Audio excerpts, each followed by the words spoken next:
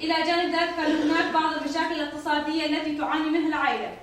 كل هذه الأسباب ترعرعت في أجواء حرة إلى حد ما. أقاربنا ومحيطنا الاجتماعي وأهالي قريتنا ليسوا بوطنيين.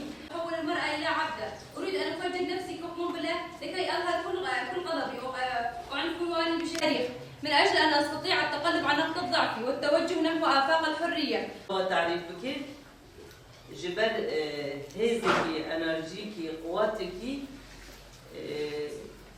الدنيا كم انسان مساعد زميلاتنا درس ما دبنا دبوت ما درسم ما بن اخكر ما كرش كافته ما سر بيتونكر نما كرد درس ما سري خرافن لم حزاره وكي زيلان جدرس ما درکتن و قهرمانتی کرن و ربابتی کرن و بین تاج سرمه گشتی.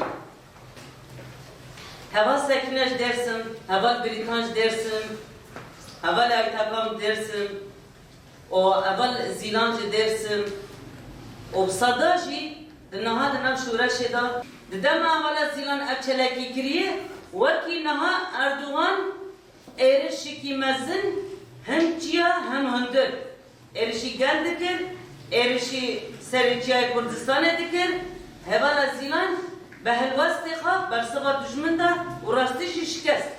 Bisada zilan namlu xakirin, hazara silaha ve rakirin, o iruji devam kirna şureşi, bi kuvvati ki mezin em amedenici.